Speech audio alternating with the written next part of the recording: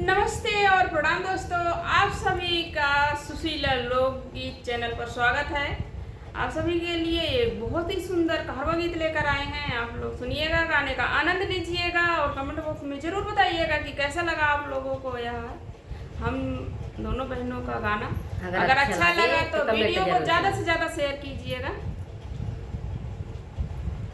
चूल्हा का आग ना सहा